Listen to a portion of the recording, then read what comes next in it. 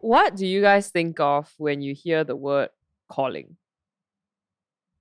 Gen Zs. PC, I think for me is something that like I can do for the rest of my life. That kind. Oh, that you can do for the rest of your Yeah, life. and that Okay. I will love. Okay, Yeah. cool. Vivian? I think for me, I used to think it was like a dream, like those kind like a dream job or something like that. Yeah, but then I think maybe now it's more like a life, maybe like similar to Aisha, like a life that I like. Interesting. So she just proved our theory wrong. We were expecting that Vivian will give a slightly more spiritual answer. Yes. Ooh, I thought so too. Yeah, I thought Yeah. so too. I used to think that it was a purpose, like from God. From God. Yeah. Okay, yeah, because that's what we Yeah, grew up yeah. teaching you, right? We taught you when you Yes. grow up, right? So what has changed in the process? I think like PC like recent years, like I think I think it like changed. Like I The way we talked about it here changed. yeah, like the way we talk about purpose changed. Then I think like I think You changed with it. yeah, Oh, fascinating. yeah. That makes me so happy. Aw. No, because I think part of sometimes the fear of a leader is that, what you teach 10 years ago will change and you worry about the repercussions of what you taught 10 years ago. Yeah. Okay? What's your definition of calling? Well, I think for me, calling when I was younger, it has always been this sacred, spiritual Cool. thing that has a lot of has a moment where it's something that God bestow onto you, and you're called to do something like Wow, what a bigger, word. Bestow. yeah, Okay. bigger than yourself. Yes. I guess until now, even though the way that we talk about calling has shifted, but I guess for us, we still hold it. There's a legacy yeah, residue effect. that kind of we hold it with a lot more, not just practical, like do what in life and what's a job and what's Yeah. there's a bit more meaning and a bit more significance A bit and more value. transcendence and Yeah. value, yeah. Which I don't think is wrong. Okay, so that's what we're going to talk about today, in today's episode.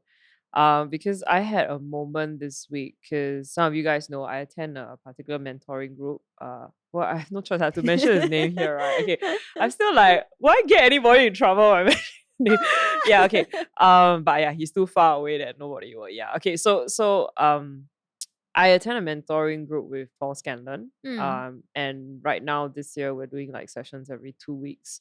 And we recently had a session on redefining calling. And I think for the first time, it was a very emotional mentoring group session for me. And it was for many people in the group. You could see it on our faces and you could hear it in the questions. And me being Asian, I didn't dare ask a question because I was too emotional. Yeah, so I came and told her, like, we need to talk about it. Let's just talk about it since it's fresh. Yeah, so today we're gonna do this podcast a little bit differently. I'm gonna do quite a bit of teaching. Kay will interject here and there, but it'll be the first half will be teaching. Yep. And we'll probably do a Q&A after this, like kind of like a discipleship group session that we do in our Intivo lah. Yeah. Yes. Okay, so let me start by saying this. We need to redefine what Christians call calling. Yeah, I don't know how a person in the secular world defines it. I'm sure there are some overlaps and similarities, but I think definitely within the spiritual context, we need to redefine it. So when I was growing up, right, for me, charismatic evangelical church really defined calling for me as a big event in our life, and we always kind of associate it with the moment Peter fell to his knees and said, Lord, I will follow you and become a fisher of men, or the bright white light, Paul's one, or like Isaiah the temple, and like, here have I sent me.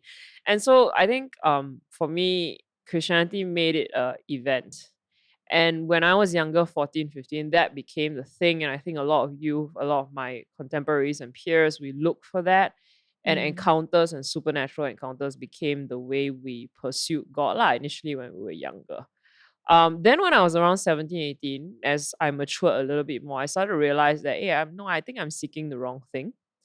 And I'm seeking bright white light experience to confirm my identity versus finding my security in just knowing God and hearing Him in a personal way. But I think because of the way the whole system was set up, I sort of just ended up kind of living in a contradiction.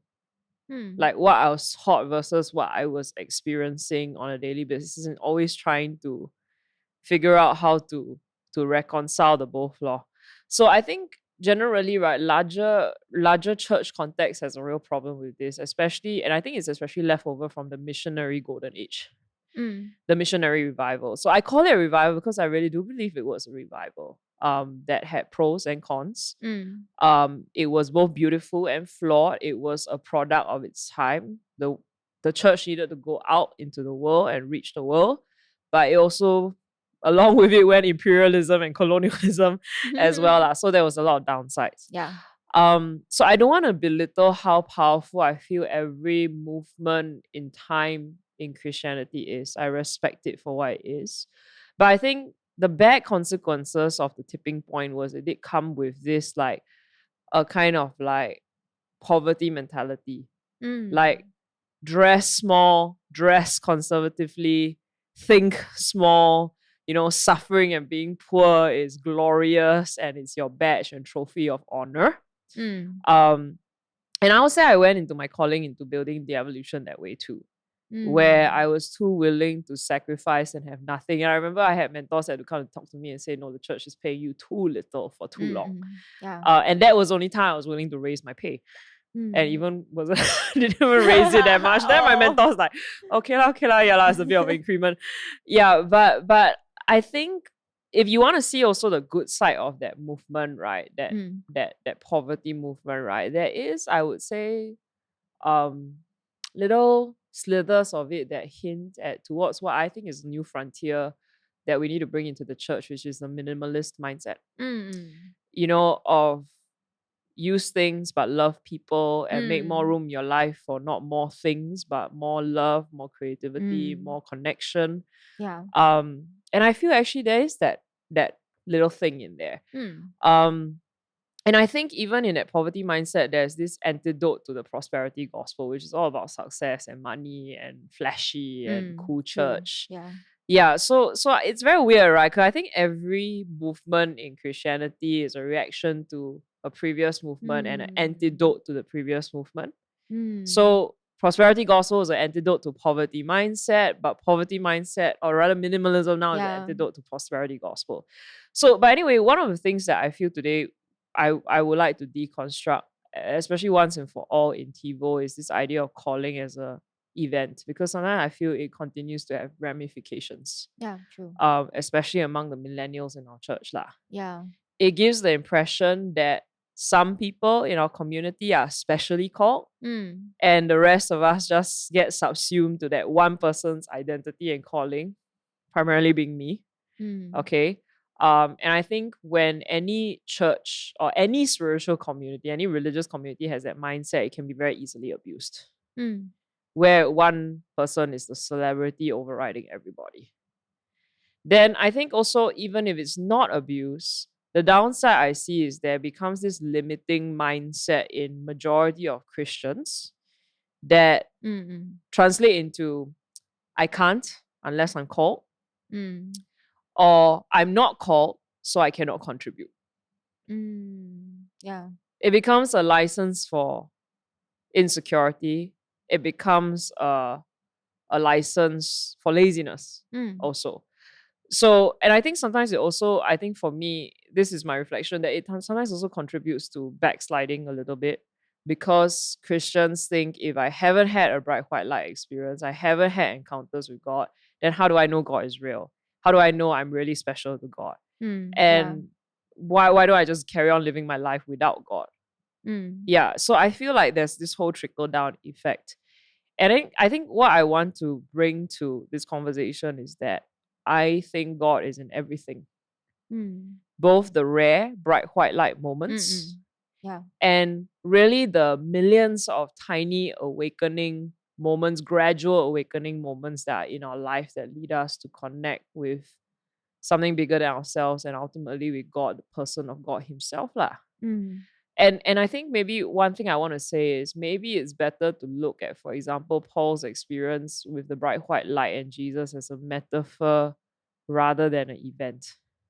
And even if there was a bright white light experience, that one event cannot transform your life. Paul went through many years of training, mentoring, learning to keep himself in check and to change his way of thinking to get to that place. Peter was the same way as well. I think we need to stop associating so much with that moment versus that journey of the calling. Yeah. So basically everyone is built with a calling, right? Yeah. I think it's inbuilt. Or everyone have a calling. Yes, already has. Not will have, not it's not bestowed onto you. No, it's not bestowed like I knight you. No. Yeah, no, I think it's who you are. We'll do another episode one day about finding your identity and your why, because I do think there is a subtle difference. But generally, I think calling is who you are before you had a body. Well, Paul Scanlon says this, before you had a body or even psychological consciousness. Now, if you're Christian, of course, our view is that before you were born, God already knew you and knit you together and had destined you for good works, is that I think Ephesians says, right? So you're not born into a calling, you are born with a calling. And I think one thing that I think Paul Scanlon has really helped me unpack over the last 2 years of being in 1.5 years of being in a group with him, that nurture and the constructs you grew up in, the systems you grew up in, the cultures you grew up in, can really either help you or hinder you in terms of living into that calling lah. So I would say, like what I said all in the beginning just now, right? Mindsets that I grew up with in church have definitely both helped and hindered me. Things people have said to me, even things fantastic mentors have said to me, have both helped and hindered. Because I think at any given time, even my own personal constructs are interacting with their advice, and therefore I'm reading their advice in a certain way. So it's nobody's fault. It just is what it is lah. You know, every piece of advice is a product of its time up to that moment. And everybody changes, and therefore their definitions change and their advice changes lah. And so I think it becomes very important that we need to kind of unpack, right, what is our calling versus what is our roles and the things that we play in life for. So basically calling is not a definite to do, right? It's a trajectory. I would say, it's hard to define. I would say the trajectory, but I feel like it does have a little bit of attachment to purpose and to do almost more than identity. Yes, true. So which leads to my question, right? Like, is there a difference between identity and calling? Today, I'm going to say yes. Today, I'm going to say yes. We'll see what I say in 2 weeks' time when we do the episode on identity. But today, I'm going to say yes. But I think that they do overlap. Because I think identity has to do with who you are.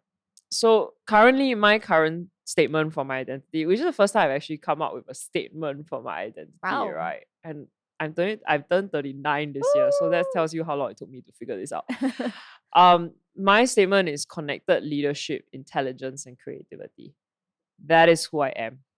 That makes me the happiest. That's what I'm drawn to. That's how I do my life. That's how I do my ministry. That is how I do my work as a boss, as a leader, as a mentor. Connected leadership, intelligence, and creativity. So I won't elaborate what that is today. Okay, just that everything I do, I live for this value system and this way of being. It doesn't matter what role, what job I take on. Which actually very funny. This year I'm saddled with a lot of roles suddenly. Like, oh my God, suddenly, right, I'm saddled with a lot of roles. I've been taking on quite a few new things, started a new business and all that stuff. So in order for me to feel authentic, I need to live into my identity. And in order for me to feel like I'm thriving through the good stuff and also the challenging times, I need to feel like I'm living in connection, that I'm doing some form of leadership or creating connected leadership. I'm exercising intelligence and thoughtfulness. I'm being creative. And I think it takes a lot of work to find your identity, which we'll talk about in another episode. You need to do a lot of digging and reflection and really, really going at it. Now, calling, however, I think is almost 1 degree of difference. A thing that, for now, the best way I can put it is I feel like it's something that runs alongside identity in partnership. It's yoked to your identity. is the better way to put it. I think it's yoked to your identity. Yeah.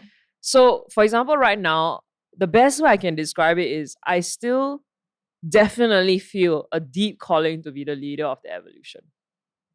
Not the pastor of the evolution. I'm shedding that thing that got put on me, that got like slammed on me and bestowed on me. Like I feel a deep calling to be the leader of the evolution, the leader of our team. Yeah.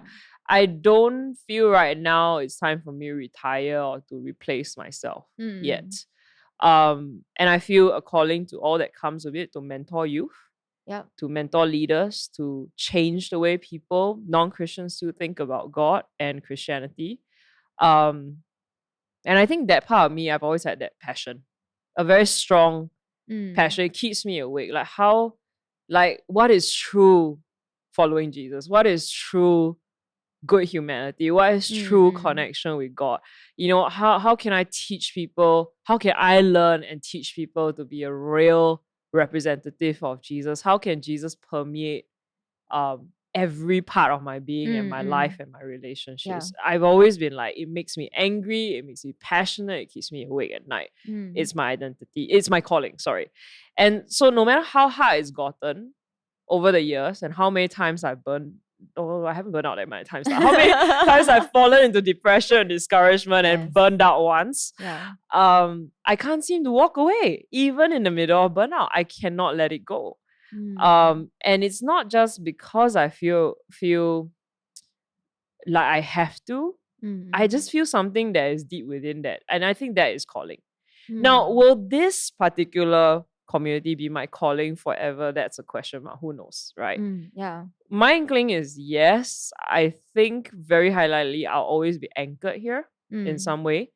But maybe the roles and responsibilities I take on attached to that calling might change. Yeah. So I think that is how I describe calling.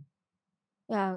I think to me, calling sounds like, the way I hear it is like, calling is an expression, or rather is the actual living out of your identity. Oh, that's so well put. Is that it? And maybe the ultimate expression of the ultimate aim of your identity, the utopia of your identity. The way it sounds like. Oh my god, that sounds quite good. Well done, Craig. That wasn't in our notes. Okay, cool. Yes. So, PC, how do you know what your calling is? Like, is everyone's calling unique, different than the other person? Yeah, I think everyone's calling is unique. I think we might be very similar. We might be walking the same paths in life. Like, obviously, if you're in this community, we're all walking together in some sort of trajectory. And even if someone's value is similar, their calling is different, can look different. Someone's value. Meaning someone's gifts are similar. Yeah, you mean? gifts or Passions. things that they value, their identity. Yes, but I think every calling will still be unique because every single human being is so unique. Yep. We have different temperament. So I learned this recently again, right? Because reading our personalities, and I found out actually in psychology, right? All the tests we do online are not official tests. They don't look at personality because even with INTJ and all the multiple millions of ENTP of configurations you can get, psychologists will still say it is too limited to encompass all of who a person is.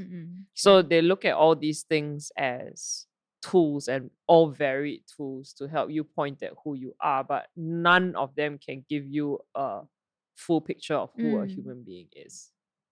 Yeah. So they're more likely to talk about, for example, the 5 fundamental stuff, neuroticism, the core personality stuff. We can talk about that another day.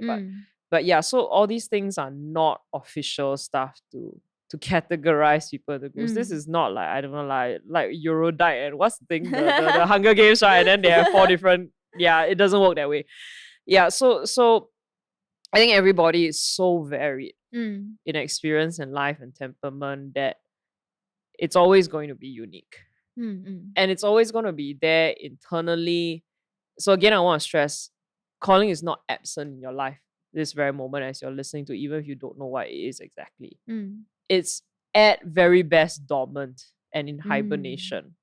But I think the thing about calling is that's why they call it calling, right? It calls to you. It's always going to slip out. if you slow down long enough, you'll hear it. You could be in a hurry and you'll hear a niggling feeling at the back of your mind. You are drawn to it like a magnet. It draws you and attracts you to certain places and things like a magnet. So I just think it's always there and it's always unique. Yeah, it doesn't make you a special snowflake, but even then, every snowflake is unique. Yeah, that's true. So now let's talk about resistance to calling. Yes. Yeah, okay. So Paul Scanlon, this is a really powerful thing. He talked about how there will always be resistance to your calling. And he starts with two, okay? The first is imposter syndrome, which most of us are familiar with that term. Yep. And the second, he just describes it as disagreement with where you're headed in life. Okay, so imposter syndrome, we're going to be a bit Christian here, okay? So imposter syndrome is most likened to the typology of Moses, right? Moses, when God called him, he went, who am I going to say sent me? You know, I can't talk well. I'm a stammerer. Send someone else. Give me a partner, Aaron, to go with me or to speak on my behalf. And then I always joke about this in church, right? In the end, Aaron did no speaking and Moses did all the speaking. So true. isn't it funny? It is, right? Yeah. And really, I think the other thing that I was just reflecting about this today, Aaron, you know, when Moses asked for Aaron, he didn't actually ask for a partner. He asked for a security blanket. And I think sometimes that's how a lot of us, imposter syndrome, manifests in a subtle way. Yeah. So some of us will still go, but then we'll try to pull other people alongside us to do the thing that we're scared to do. When really the only way to live into our true calling and identity is to be Moses and not cling on to somebody else as your security blanket. And let Aaron be Aaron. Yeah, so but here's the interesting thing, right? So I learned recently, actually, majority of successful high achievers actually all struggle with imposter syndrome.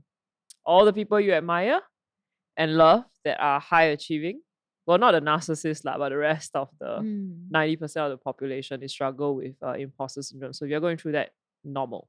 Okay, don't need to badger yourself about it. The second kind of resistance, he said, is disagreement with where you're going. And he gave the typology of Jonah, which Jonah didn't believe that the people of Nineveh deserve a second chance. He didn't want to inconvenience himself with the possibility of being rejected or whatever, however you want to interpret that story. Our church doesn't like Jonah very much. We basically the past 2 years bashed him nonstop. But there is something to be learned, which is, I think the past, this last year, especially, I think for myself, with having to start the business department and having to rethink church and how we do church, I think definitely there are days where I feel like I'm in disagreement with where I know God wants me to go. I have to say that. Yeah, where I feel like, this is another situation where I'm going to be dragging the team along into a certain direction that is difficult. Am I going to be having to put in all the energy into this? And I have a certain reluctance besides the imposter syndrome. Yeah. And so what Paul Scanlon asks us to do is to really, really go and differentiate what is our ego talking and what is the calling that is speaking and will not let you go. Yeah. And so I've realized over this year, as I've learned to quieten that egotistical part of me, that still somehow I want to be there pushing through and mentoring people through the business department. Still somehow I want to keep building church and I won't let it go. And I'm particular that I want it to be excellent. I want it to be good. I want our relationships to be solid. Like, I just somehow cannot let go. I guess maybe it's like TiVo intro class. I keep thinking like, I want to do this again. Like, I'm going to like confront people and say like, I will not customer service you. But then when I get out here, I feel free when I express it. Yeah. So I think this is the freeing part, okay? Paul Scanlon said resistance isn't good or bad. We tend to feel very bad about ourselves, like, oh, why am I so insecure when I face imposter syndrome? Why am I so ego and like am I backsliding and having a bad attitude? But Paul Scanlon said instead of looking at resistance as a bad thing, look at it as a neutral thing, that it's a classroom that's designed to help you connect with who you are. You know, to recognize that it's just your calling having a fight with your ego. And he said it's really important that we understand this and we accept this about ourselves, that we are human. Otherwise, we will end up self-doubting ourselves out of calling because we feel not worthy. Or we can end up being really arrogant like Jonah and just responding badly and childishly and backsliding the way that he did, away from a connection with God and a connection with our true selves. Yeah, which is what happened to Jonah at the end of the story. It's a pretty sad one. Yeah. It's a story of a guy who went to Nineveh but never fulfilled his calling and never found connection with his true self. Yeah. You see, but these two resistance may never go away, right? Well, according to him, it never goes away. So that was also another freeing thing to hear Paul Scanlon, because I look up to him so much, right? Our team looks up to him so much, to have this man who is, I think, near 70 maybe already. Wow. And I think he's older than 70 actually. I think he's 74 or something like that. And he goes, I still wake up and feel imposter syndrome, and I still wake up and feel resistance to my calling, but I'm compelled to do it. And it's okay that you feel that way. And then he said, I'm not sure it will ever go away. Isn't that so refreshing? Yes. Because so many people, all those that I don't like celebrity pastors in the pulpit, say you mustn't doubt faith. That kind of, if you doubt, it will not be done. They always quote James, right? You are like a thing tossed about in the wave, and then you feel like, oh my God, what's wrong with me? Yeah, but Paul's kind of like, no, it never goes away, and that isn't necessarily bad. Yeah. So freeing. It's freeing. But it's also a sad thing. I know. It's like, it's like, what? I have to deal with that for the rest of my life. Yeah. Basically. Yeah. But you see, I look at him and I go, he's in a space now, he said, where there's like bad moments where it was very depressing, especially when you're doing something new and you're fighting your way out of a status quo. Yeah. But I think he does it right now with a lot of peace and serenity. So I go, there is some healthy alignment with yourself to be found, I think. Yeah. Yes. So PC, is success an indicator of calling? No. So therein lies the third challenge with regards to resistance to our calling, right? It's because the really hard part of calling sometimes is that we don't get to see the success point, the end point of our calling. So for example, right, Hebrews 11, one of my favorite verses, it talks about the cloud of witnesses and how none of them saw the promise fulfilled. They saw something in their lifetime, but not everything. And even Jesus, it was the hope of his calling that held him to the cross, but he didn't get to see the fruition of the church, for example, even the first church or even today, right? Yeah. But they looked forward to what the next generation would continue to do standing on their shoulders. And how at the end of eternity, all of us in the whole scheme of human history were a part of building Camelot, the city of God. Yeah. So I think therein lies the third tension now, which is the very strong possibility that we won't see all that we want to see in our lifetime. Is the nature of calling. You see, you can do identity and live well and live fulfilled and content, but calling is a whole other thing. Is a hope. There's a hope attached to something that you might not ever see. Yeah. So an example, right? A great recent example that was given was Hillary Clinton lost to Donald Trump, and it was devastating. I mean, everybody expected her to be the first female president of the United States, and really, I guess, we are leader of the free world, so to speak. Yeah. But she may have lost, but then following her, the following election, the highest number of women ever in the US have been elected to office. And the first Black female vice president.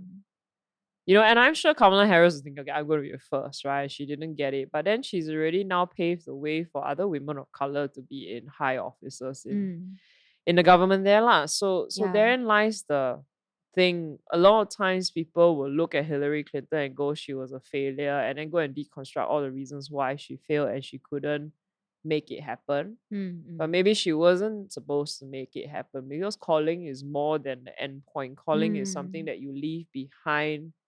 It's planting a tree for the next generation to sit under lah. Yeah. Yes.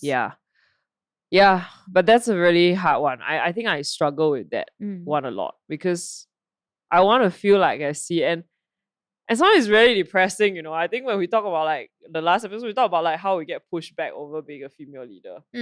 And I think to myself, like, oh my God, like I thought, when I rose up, the women before me were like, you're going to be the first and you're going to change the world. So you take on the idea, right? Yes, there are going to be many people like me. And then now I'm here and I'm like, yeah, not going to happen in my generation. Like, I guess correct lah, when you all nickname us the Joshua generation. Joshua lost his whole generation.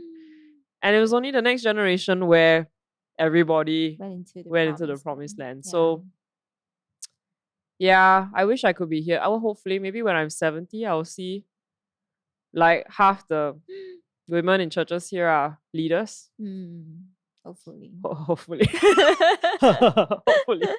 Patriarchy is a strong animal. Yeah. Yes. So yes. Is there a possibility that our calling is a misfit of our time?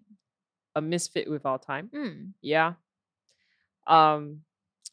I think especially if your calling is to disrupt and pioneer something new. Yeah. Yep. Owen McManus is always famous for saying this, right? He says like, yesterday's heretics are today's orthodoxy. He said that to Brian Houston of Hillsong Church. And Brian Houston was like, I hope not. But I think it's so true, because like the apostles, the early church, you read their story, right? They were considered heretics by the Jews, and they were persecuted. I think like 10 out of 12 of them were martyred for Christ. Paul was martyred for Christ. Then years later, even the Pentecostal movement, they're all the charismatics, loves all the charismatics. Right now, they're fundamentals. Remember, you were once a heretic. Because 50 years ago, when the Holy Spirit swept back into the construct of church, right? And it was led by a black man, American black man, and people call him a heretic. He never he died slightly depressed because he was never accepted by mainstream church. And now it's like, it is mainstream church. It's orthodoxy. And now when you start preaching inclusion and we start preaching female leaders, it's like, heretics. You are not following the Bible. I just go, oh yeah, this seems to be a pattern with human beings. Anything that is disruptive to the status quo is a heretic. And then at some point, the idea catches fire and it works. And then you become the next persecutor of the next innovation. Yeah, which is a sad thing. If only we could learn not to do that, we will move so much faster. Yes. Yeah. The other thing I think that is cool to maybe bring up is Paul Scanlon said, callings go by responsibility, not by capability. Okay, so what he means by this is most of the time you know a calling by how it grips you, how it won't let you go, it burdens you. You feel a deep need to step up and to do it no matter what the challenge is. And he said again, there will always still be that tension with that responsibility and your actual capability. You will still, so he was saying, right, no matter how far he's gotten with knowing his identity and calling, he still wakes up every day and goes, why me? Yeah, so you will struggle. I mean, MLK struggled when you read his biography. Mandela struggled. Mother Teresa, I read her biography and really my heart broke.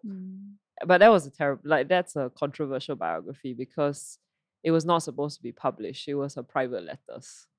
And I think it shook a lot of people when they saw the journal of the woman behind the persona of this hero of the poor. Yeah. And she struggled so much, and she struggled with doubts and wondering whether she really knew God or she was pursuing a fantasy, a grandiose idea till the day she died. Like, it's like, okay, so that happens also.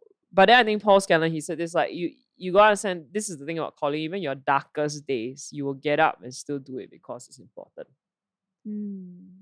Yeah. PC, I wanted to ask, like, so let's say if a person is really responsible, Yeah.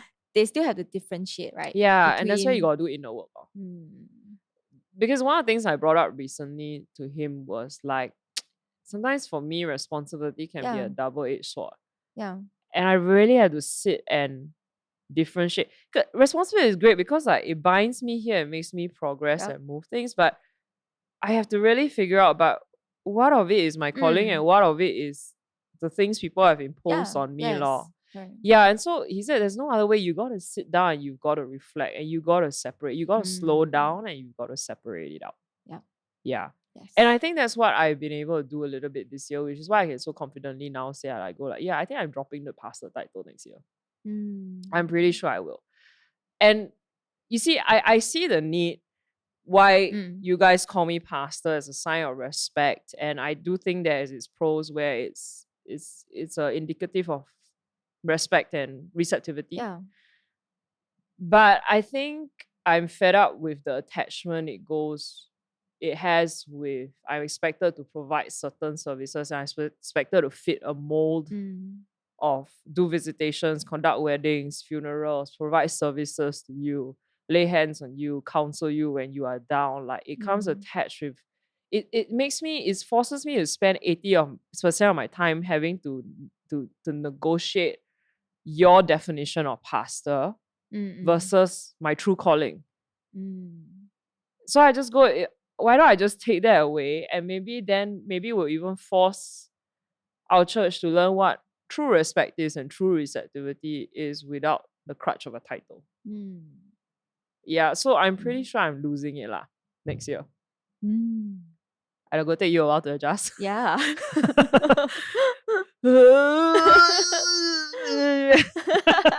Yeah, I know. Zihan, when he's with my friends, right, he has to call me by name. He always like, CJ. He's like, oh my goodness.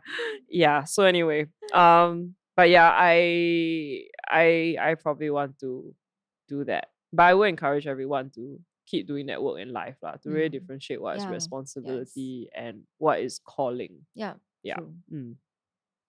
Yeah, okay, next one. So next one is calling, but here's again encouragement. Calling comes with the strength to fulfill it, but not the instructions. And that's the problem. We all want, especially millennials, we want instructions to come with the calling. Yes. But the only thing it comes with is strength. Isn't this so powerful? So I want to give really all kudos to Paul Scanlon. I'm really plagiarizing him today, okay?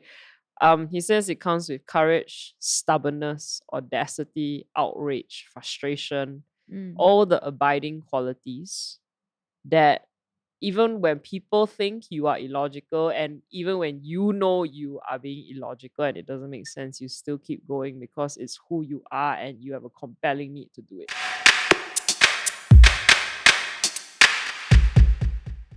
PC, how do we know when it is our calling and when we are just being reckless and irresponsible? I know. I was asking that question when he was talking to us. I was like, okay, I know. I accept what you say. I can feel it and I know it's true that sometimes like it's illogical. Yeah. Like how when I started this church, I was like, I'm not going to university. And then I people thought it was illogical. I also knew it was illogical, but I just had to do it. And I think there were moments I regretted it. I ever asked, I don't want to say name. So I'll say one of my mentors said, did I make a mistake by not going to university? And he said to me, luckily he was very wise. He's a very pragmatic guy, but he said to me, and he said very wise, he said, you wouldn't have started the church if you went to university. You have been a completely different person. And it's true. I could have been a lawyer, but I would imagine it would have made me a very prosperity-orientated, success-orientated in the way I did church, I think it would completely change the spirit of the evolution. And I still went later on, so let me qualify. I'm not a Dumbo. I went, I have a master's, gonna get a second master's probably. But I think it would have changed. So I don't really know how to measure it. Because it's very scary, right? If you're being illogical, what if you're just being narcissistic and grandiose? Yeah. We've been reading that book, so that's the fear of every day. Am I a narcissist? Yeah. I think But I do think, yes, don't be reckless. But you see, here's the thing. I also think when you're young, you're going to make mistakes. You are going to make reckless mistakes. I made a lot of reckless mistakes. Does it mean that it wasn't my calling? No, it's just my capability and my maturity hadn't caught up to the calling. I think it's the better way I look at it. Yeah. We should talk about that, huh? Yes. Leadership mistakes and heartbreaks. I've made a lot of them. But I look back now, I go, it's not that I wasn't called or that I was reckless. I just didn't have the experience and the wisdom and the maturity to do it better. Yeah. Yeah. So let's end off with this story right before we go to the next section. Yep. Which is do you know that when ancient cathedrals were built, all those cathedrals that we now admire, right? Notre Dame, blah blah blah. Do you know that each cathedral took 200 to 500 years to finish? Wow. Because they didn't have modern tech, right? If you look at it, I mean, it's really quite a piece of art whenever you walk into a place. And I think it's really quite an incredible picture. I mean, I know there's a pushback nowadays to see like church is not a building and a cathedral and an edifice. Yes, I agree. But there's something quite amazing about that idea, because how do you keep multiple generations invested in building this place that you wouldn't see finish for 200 to 500 years? That is half a millennia. How many generations passed through that? Yeah. And yet they were able to finish it. But maybe that's why I go, there is that truth to that Bible verse, right, that says God has put eternity in the human heart. That is why I think sometimes we make idols, because we're trying to fulfill a need to, well, wrongly fulfill a need to create legacy.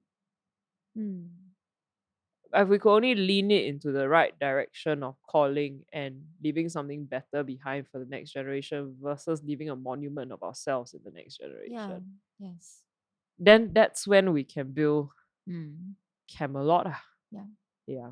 So PC, basically that's okay. I was thinking, does it mean that there are two routes that people would take? Meaning one is they really make a difference in the world and leave behind legacy, or two is they idolize and they create idols. Yes, idols, and especially idols of themselves. I don't know whether there are only two routes, but I think definitely a lot of the legacy building and succession, or what the world calls succession planning. Yeah. Too much of it, I feel, has been leaders trying to pick someone that looks identical to them, as identical as possible. Those are the people that get celebrated. Those are the people that are given resources. Those are the people that are empowered and made famous.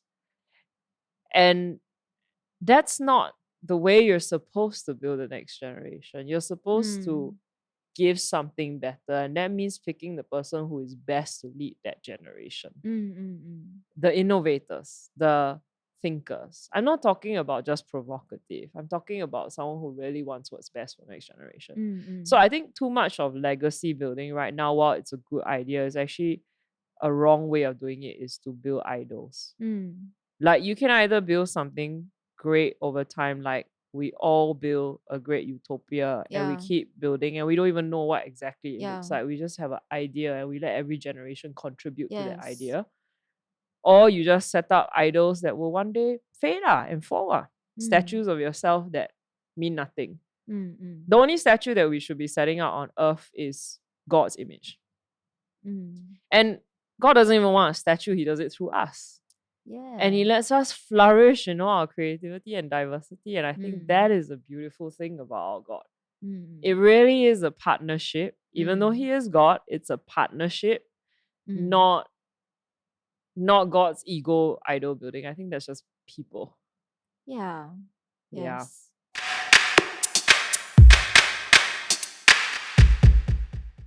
So the last bit that we want to talk about is, Pasi, you were talking about how Paul Scanlon was saying that there is a tension with calling, right? That there are two energies constantly tugging at us, a push and a pull. Yeah.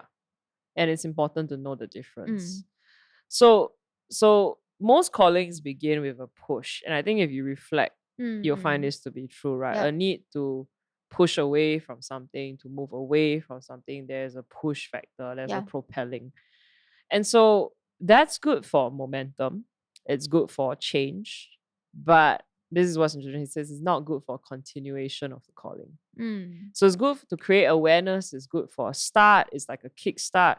But you cannot stay in the state of energy of pushing away, whether it's pushing away out of frustration, out of depression, anger, fear. And this is the quality about calling. Have you noticed? I mean, you read any story in the Bible, you go through your own experience of calling.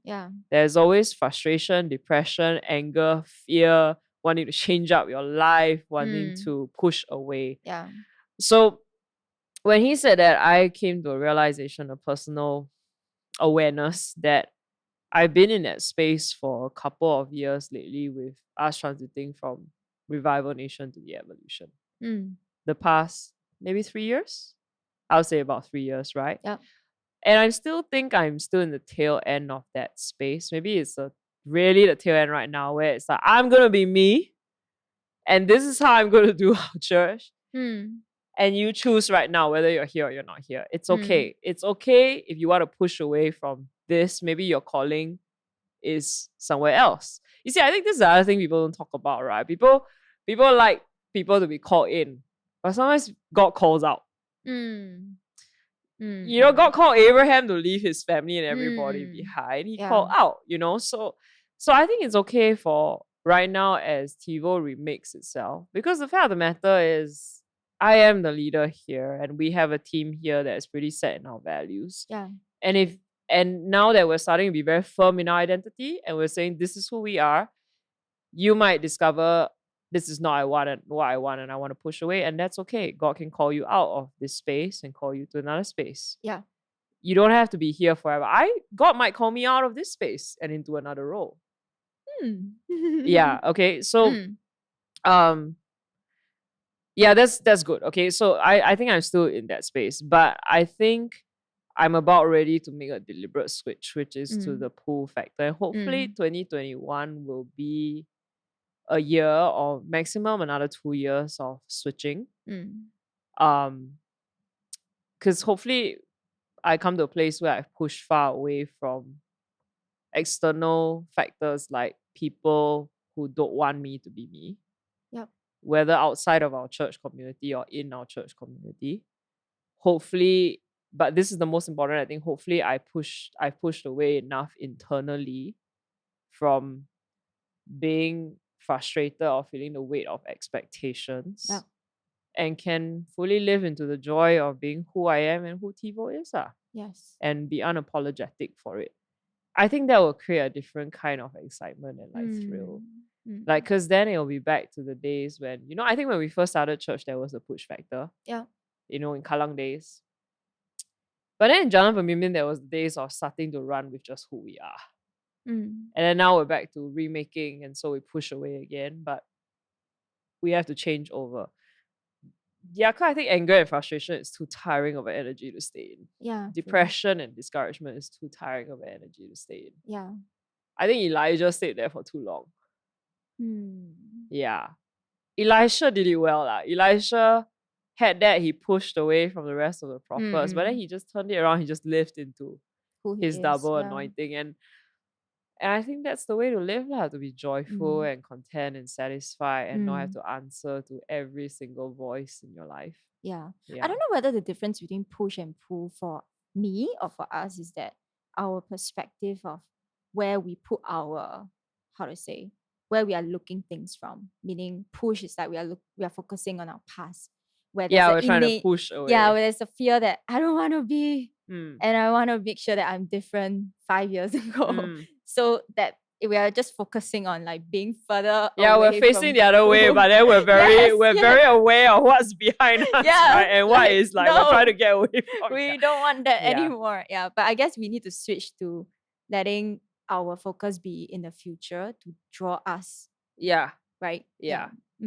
I think another reflection I had though is looking back at my life too, where I'm in a push zone, right? human beings are like that. We can't really segregate. I'm a very compartmentalized human being. I'm very logical, but I realize that feelings are not simple. Like when I'm pushing away from one thing, I could be reacting to, I don't know, whether it's family or it's external critics. But you do end up actually pushing the people that love you a little bit away too and keep them at a distance. And if you're not aware of that, you don't know how to be more careful with that. That energy in your life, because it is an energy and it's consuming. You're not a segregated human being. You have one amygdala that affects your entire brain. Yeah. So I think it's so important to be aware of that, so that you don't end up in childishness or immaturity, losing relationships that you need to keep on the journey forward. Yes. Yeah. But yeah, I do think you need to start getting excited about what's ahead. Yeah. Well, I'm not sure you have full control. You have some control. I think you control over your response. But as for timing of when calling switches, you just got to be very attentive to what God is doing. Yeah. So I think that's where we'll end here about calling. And then we'll come back for a Q&A. Q&A, yes.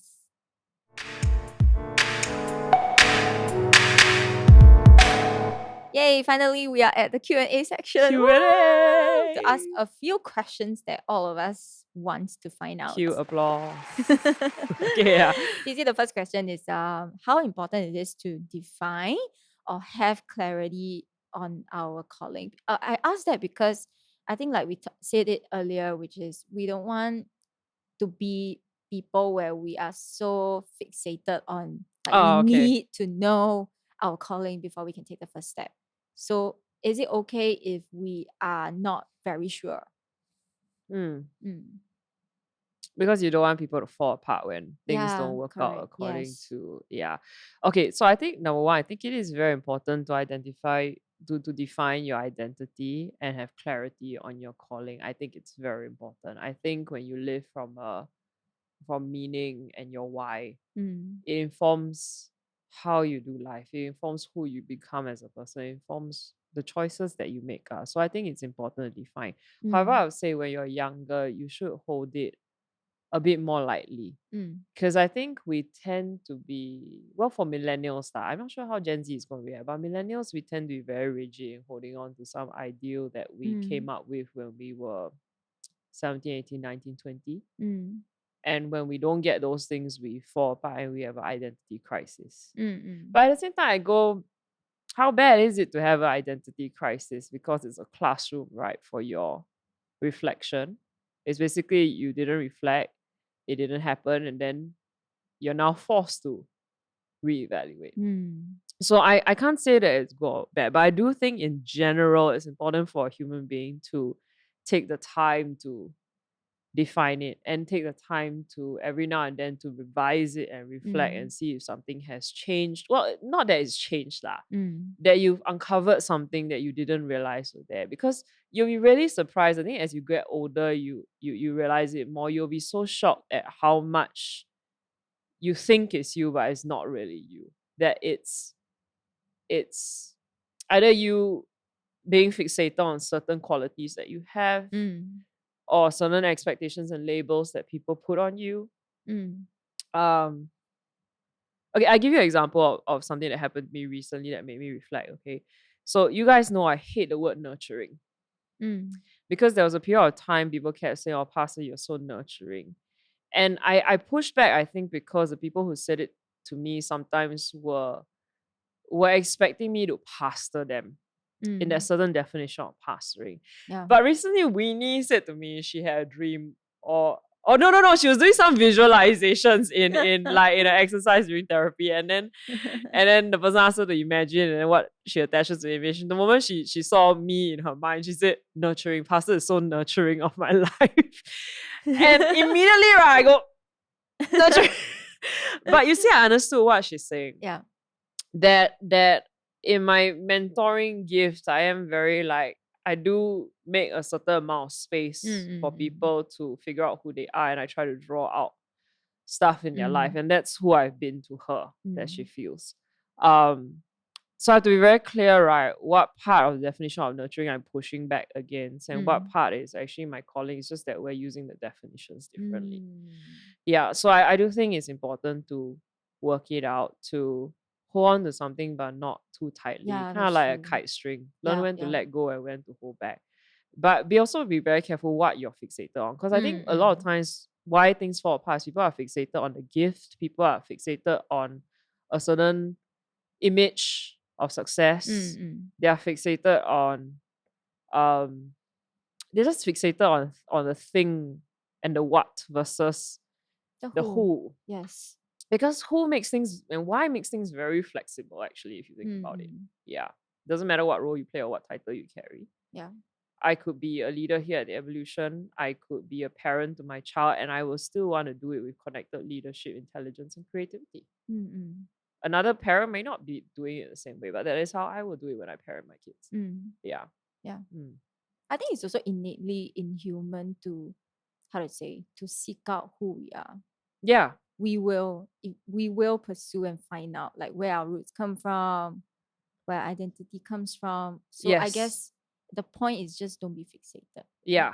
And I think yeah. you'll be able to tell when you're pursuing the wrong thing. I do think right now we all attach it to what. But Yes. you will reach there and feel a dissatisfaction because it's trying to point you to the fact that you haven't figured out your why and your calling versus the what that you want to achieve. You got it on the reverse. Yep. Yeah. Yeah. And now a question from Vivian. Yes. She like nervously knocked the mic. But go ahead, Vivian. Yes.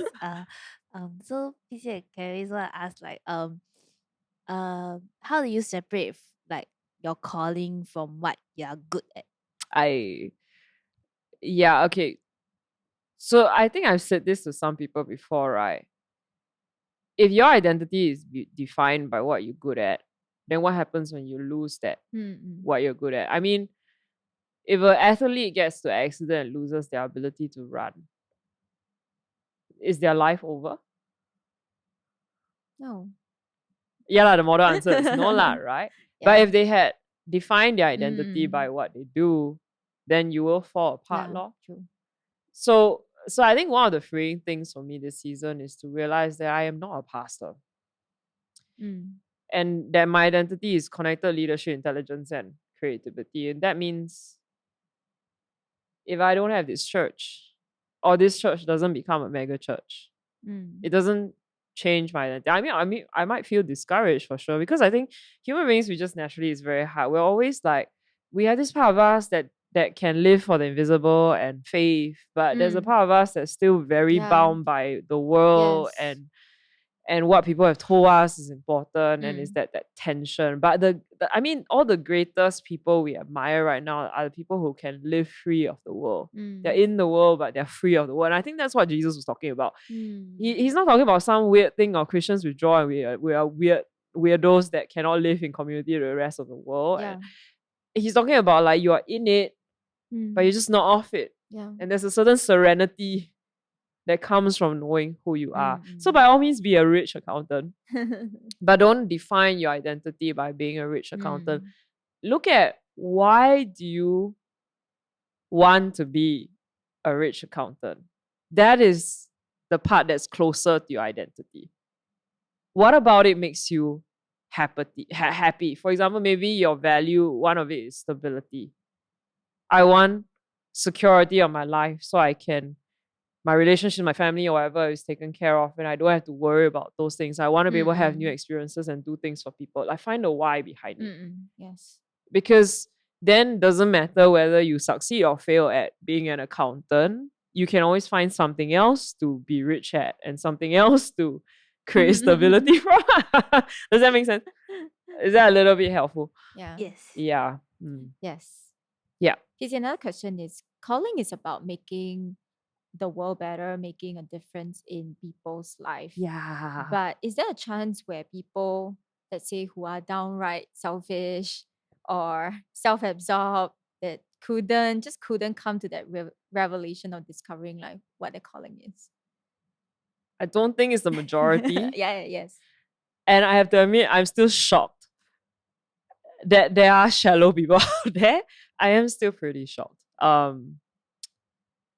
Well, but according to researchers and philosophy and the book that we just read, the narcissism book, that people like that do exist, like psychopaths, like sociopaths, and then the narcissist, which is like 1 degree of separation. I think there are downright selfish and shallow people out there. Definitely not the majority. I don't think it's the majority. I think that's why calling is now no longer just a Christian word, is it? It's a human word. So I don't think, I don't know lah, but I still really do hold to the thing that I think most human beings, we want to live with empathy, we want to be good, we want to make some sort of difference, which explains why sometimes, even if people walk away from it from a time because they needed, I don't know, security, or their family situation wasn't good, so they needed to make money, I feel like that's very normal. They got caught up in the race. That's again very normal as human. But then you see a lot of older folk, when they're in their later years, when they attain a certain level of success and they realize there's nothing really much else, they start to do a lot of charity work. They start to retire and go and volunteer. Because I think they're returning to that calling if they had walked too far away from it. Because I think it still slips out. I think it still comes back around. So I think majority of people want to make the world better. Yes. And we have a question from Aishu. Yes. Because we talk about calling personally and with God, but how about calling in community? Like, how does it intertwine with community, and how does community play a part in our calling? So that's a question I've been mulling over the past 1 year, because I was very taken by Paul Scanlon making us figure out our identity. And then the question for me became, because connected leadership is my thing. I want team. Then I started to ask the question, then how do you figure it out as a team? In terms of team calling, like what is the time? Like, do you just sit down and then everyone discuss their identity and then you come to a conclusion? But then like that, we will forever be stuck discussing, right? But I do think there's a part of the personal that applies to the team, which is it slips out. I mean, you look at the evolution, right? It is who we are. It slips out.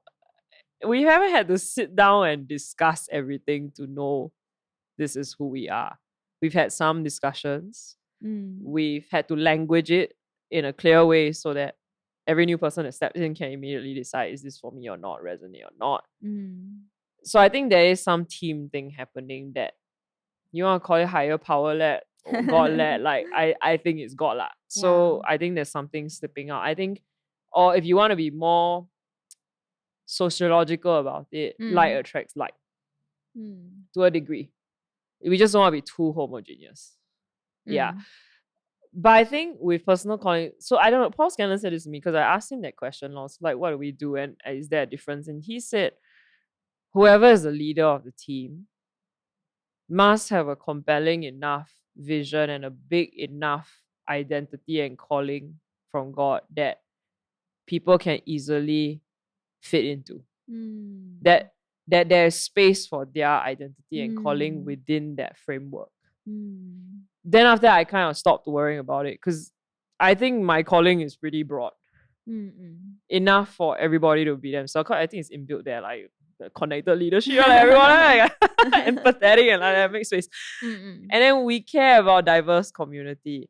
And we care about like, hey, you don't have to give up everything to be in church. Like, who you are can be in church, outside church, everywhere. Just be a holistic being, be one person. So I feel actually our vision, our calling is big enough for everyone here. Now, of course, in real world outworking, right? For example, there may be challenges. Like right now, we are 100 people. So maybe I can't have a dance ministry. I always use Teo Liang as an example. Because Teo Liang's give that a dance, right? But we don't have the resources to create a dance ministry. But where we can, we keep trying to make space for that to happen. And then I feel when it's time, it will happen. I feel we won't be able to help it because it's not like we can stop it, right? If his calling is going to come out, then people are going to be attracted to that, and we will attract dancers. He will have people here to do stuff. But again, dancing is a thing. It's a what? My bigger question is, what's behind his gift? What is it that that he loves? Like, is it connecting with people, mentoring you? Because that is the real identity, not the what of being a dancer. Same thing with me, right? I'm a preacher, but I'm more than a preacher and a communicator. There's something else behind that mechanism of why I want to use communication as a way to do it. Yeah. So I think your calling can exist if the community culture is big enough. But the community culture is very rigid. And the community culture is focused on only what? Like, we want you to come into this church, obey the rules of Christianity. There are rules of Christianity. You must be married, have children. Then a lot of people end up losing their identity in order to fit into those boxes. Yeah, I think it's that law that's really happening. So I actually think our community is pretty flexible in its boundaries. And then because we also believe in evolution. Wow, like that. Winner, no problem, man. We can fit anything in here. As long as you don't depart from the angle of goodness, love, kindness, inclusion, right? I don't think there's really going to be a major issue. Yeah. Yes. But I still think, of course, there are going to be some people that find chemistry elsewhere more than our church. Even with churches that are our friends, I would still say some young adults will be happier following Pastor Stella. Some young adults will be happier following FCC than here, law. Yeah. Yes. PC, do you think calling changes then? Like, it evolves? Does it go through some sort of deconstruction somewhere along the way? Wow. I think I think roles change. Calling doesn't. I just think you discover more calling. And I think the process of discovery very often is like how we talked about in preaching. You deconstruct and then you cycle back around to understanding. Then you deconstruct again, you cycle back to understanding. Yeah. So no, I don't think it changes. I think you just uncover it more fully as you mature. Then, PC, is it possible to be sure of your calling? Like, would you get it wrong? And also, is there a particular time frame in our life where we just have a sense of that we know, okay, this is our calling? Yeah, you know until you don't know. Like in our 20, I don't know, can we put a number to it? I cannot speak for people who didn't grow up in church. You see. True. You and I both, we got our revivals when we were around 14 years old. Yeah. And then that led to a certain journey. So, for example, I would say a youth at 14, 15, 16 in my time and your time, we're at a stage of life where there's no responsibilities, we're free and easy, there's a lot more time. I don't know about youth now, it's a bit different. Yep. We had a lot of time to pray. We had a lot of time to ask the question, who am I? And God, who do you want me? We had a lot of time to journal, to reflect. And so we came to, I think, a very strong sense of calling, at least the part of living for God in certain ways, whether it was through being on the worship team or being a pastor one day or preaching one day or being a leader of youth. We came to quite a very certainty at that point of stage. Then after that, when we're in our 20s, I think it changes because you start to have responsibilities and you start to be on a chase and you start to really feel the pressure of success, needing to be successful. Yeah.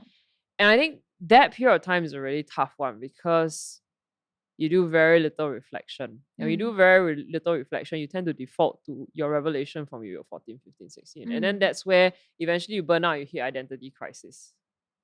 And you're forced to slow down and ask yourself, is this really what I want? And then you remake. So I'm not telling you that's going to be your journey. I'm simply giving you the different situations that put you in a certain space internally to seek out your calling. But you see, I've also seen the problem of like when people are too rigid of a personality, they have a bigger crash. And they struggle a lot more because they have a very rigid sense of what certain thing is and what, and they cannot understand that different people use the word differently with different definition. You know, they cannot understand that all, like, you can have 5 different truths and they exist in all the same space. Yeah, so I think it really depends on your personality. I think it depends on your phase of life, and then it depends on the time that you are in. True. So the real question I'll be asking very soon is what Gen Z's process is, because they're only midway through. Yeah. Well, right now Gen Z, the oldest is 25. They're in the 20s. We don't even know what's going to happen to them when they hit 30. So I can see what their reaction. I see a certain consistent reaction. I do think the current Gen Z, the younger ones at 14, 15, 16, 17, depending how caught up they are with school, it determines how much of that experience is similar to us of discovering calling. And I would say it's becoming less. But there's good and bad, because our definition of calling has also changed. Yes. You know, then at 20s, I still see the same caught up thing, which is the chasing after success. And then becoming very muddled, like feeling like the two master syndrome, which all the millennials felt in their 20s, like serve church, serve work, serve God, serve world. They're going through exactly the same thing. It's just they're manifesting it differently. Yeah. So it'll be interesting to see what happens when they become in their 30s, and then I don't know, the next gen starts to scold them. That'll be And how they 5 to react. 6 years Yeah, time. 5 to 6 years time is coming. Yeah. Pretty Coming. much soon. Okay. Vizi, my last question is just, do you think calling is both internal and external forces at work? Meaning that we discover our calling where internally we do reflections and, we kind of get an inkling. And then external, the environment, nurture, you can say it, the Influences people, your that calling. we surround ourselves with, and then it shapes eventually what it looks like. Ooh. Wow. If you're asking whether you can pick up your calling from your culture, I would say no. I'll go back to it can culture and environment can both help and hinder. Because again, I go back to, I think I really do believe calling is innate. It slips out. Because I look back at my life and I can see all of who I am slipping out even when I was younger. It slips out in the stories I'm drawn to. When I'm reading fairy tales at night, it slips out in the subjects I'm drawn to at school. Yeah. Or the boredom I felt at school at subjects that didn't resonate with me. And when it wasn't God, I was asking the big questions when I was young of like, why am I following a God? Is God really love? You tell me in church He's love, but humanity is suffering. How is God love? And how is God at work in the world? Like it was a very simplistic way to phrase it back then, right? But now I look back, I go, no, it was the herald of who I am now, which is who is Jesus in the world, and how are human beings connected, and who are we supposed to be as humanity? Like, I'm asking all those big questions even when I was younger. So I just feel if you were to go and look back on your life and really write down moments and sit down and write them down, you will find that there's a story to your life that slips out. That's beyond just personality and nurture. Yeah. Yeah. That makes me wonder, like, I feel maybe everyone has a D question that they have to answer for their life. A what The question? D question, like the question that they are seeking answer for. Okay. Yeah, I think so. Meaning and purpose. Unless you're a psychopath or a narcissist, then your question is, how do I kill the next one? How do I destroy? How do I get hit? Yeah, but I think and which really beckons the question too, right? Because in my worldview, I have to believe that even narcissists and psychopaths and sociopaths are children of God, and that when it comes to all of eternity, He makes room for that. Which I guess if you think about life as a bigger picture, then death is not that scary, right? Because we're just someone that's contributing to the flourishing of the next generation, or the lesson that the next generation needs to learn. Yeah. I won't go so far to say as hateful people are good people, but I will say there's some larger picture that I haven't really articulated. Yes. Yeah. Yeah. And that's the end of our Q&A. Okay, so we hope you That's enjoyed where this we will one. end. Yeah. So have us like, comment, share with a friend, and we'll see you in the next episode. Bye.